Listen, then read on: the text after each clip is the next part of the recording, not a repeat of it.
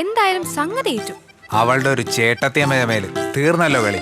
റോയ്ച്ചന്റെ അവസ്ഥ ആലോചിക്കുമ്പോഴാണ് എനിക്ക് സങ്കടം. ഒരു സങ്കടവും വേണ്ട. ഇതൊക്കെ നഷ്ടപ്പെടുമ്പോഴേ ആദ്യം ഒരു വിഷമമൊക്കെ ഉണ്ടാവും. അത് പ്രായത്തിന്റെ. പിന്നെ പിന്നെ ഇതൊക്കെ ഓർത്തിരിക്കാനുള്ള ഓർമ്മകൾ മാത്രം അല്ലേ സാറാ? അല്ല സാറാന്ന് പറഞ്ഞ കൂട്ടുപിടിക്കണ്ട. ഡയലോഗേ തന്നെ താനെ പറഞ്ഞാ മതി. പക്ഷേ എന്തൊക്കെ പറഞ്ഞാലും റോയ്ച്ചന്റെ വിഷമം എനിക്ക് മനസ്സിലാവും. ഹാ, നീ എന്തുകൊണ്ട് അത് പറഞ്ഞെന്നുള്ള കാര്യം എനിക്ക് മനസ്സിലായി. എന്ത് മനസ്സിലായി? അല്ല, തുല്യ ദുഃഖിതർക്കാണല്ലോ പൊതുവെ മനസ്സിലാവല് കൂടുതലും. ഇവരെന്താ ദുഃഖം? അല്ല, പാറുവിന്റെ കാര്യം പറഞ്ഞപ്പോ പാറുവിന് സാജനോട് തെറ്റേണ്ടി വന്നല്ലോ എന്ന് ആലോചിക്കുമ്പോഴാ എന്തോ ഒരു ദുഃഖം. പോവാൻ പറയണേ. അവക്ക് അവനൊക്കെ നല്ല കേൾക്കണേ ഞാൻ കണ്ടുപിടിച്ചു കൊടുക്കും. അതിന്റെ ആവശ്യം വേണ്ടി വരില്ല. ആ, ഈ സാറേനോട് ഒന്നും പറയാൻ പറ്റില്ല. അപ്പോഴേക്കും കയറി ഫ്ലാഷ് ആക്കും. അതിന് ഞാനൊന്നും പറഞ്ഞില്ലല്ലോ.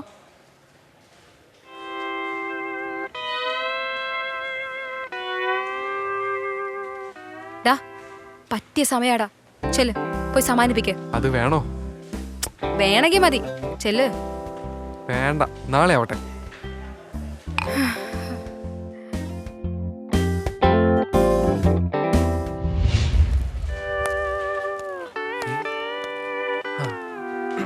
തുടങ്ങാം. പറു, നീ വിഷമിച്ചിരിക്കണോ? അല്ല, വിഷമിച്ചോളൂട്ടോ, ഞാൻ ശല്യപ്പെടുത്തുന്നില്ല. എനിക്കൊരു കാര്യം പറയാനുണ്ട്. നമ്മളെ സ്നേഹിക്കുന്നവരെ കൂടെയല്ല, നമ്മളെ സ്നേഹിക്കുന്നവരെ കൂടെയാണ് നമ്മൾ ജീവിക്കണ്ടേ. ഈ പഴമക്കാരൊക്കെ പറയുന്നത് കേട്ടിട്ടില്ലേ?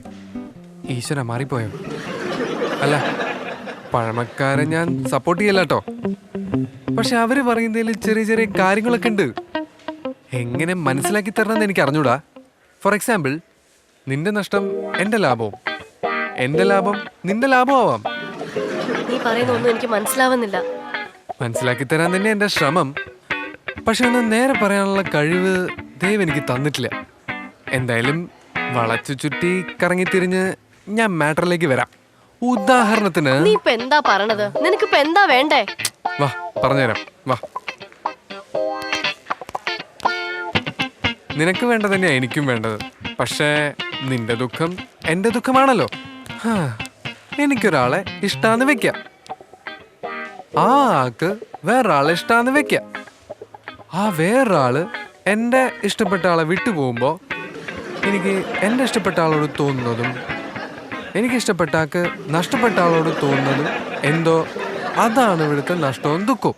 ഇഷ്ടപ്പെട്ട ആളും നഷ്ടപ്പെട്ട ആളും കഷ്ടപ്പെട്ടപ്പോ കഷ്ടം പിടിച്ച ആള് കുഷ്ഠം പിടിച്ച് ചത്തു. ഇതൊക്കെ എത്ര കഷ്ടപ്പെട്ടിട്ടാ കാണാപ്പാടം പഠിച്ചതെന്നറിയോ? ഇതൊക്കെ ആർക്ക് വേണ്ടിയിട്ടാ? നിനക്ക് വേണ്ടി. അത് നീ മറക്കരുത്.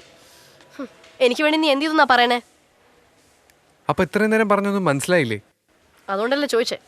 നീ ഒരു കാര്യം ചെയ്യ്, അവിടെ പോയിരുന്നോ. ഇങ്ങനെ പോയിക്കോ. ശശിയേട്ടൻ ഇന്നും ഭരണി തന്നെ.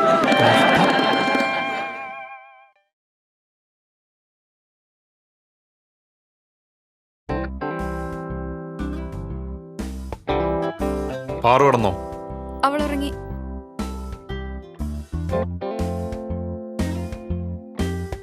നീ ഒന്നും പറയാതെ ഇങ്ങനൊന്നും സംഭവിക്കില്ല, ശരിയല്ലേ? നമ്മളൊന്നും പറഞ്ഞിട്ടില്ല. മിണ്ടരുത്. കള്ളം പറയുന്നോ? ഞങ്ങളൊന്നും ചെയ്തില്ല. ഞങ്ങൾ വെറുതെ അതുവഴി പോയപ്പോ അവളാ നേഹ വെറുതെ വന്ന് നടക്കുകയായിരുന്നു. പിന്നെ അവൾക്ക് ഭ്രാന്തല്ലേ? അത് ശരിയാ റോയ്ച്ച, എനിക്കൊരു സംശയം ഉണ്ടായിരുന്നു. എന്ത്? അവളുടെ ഭ്രാന്തിന്റെ കാര്യം.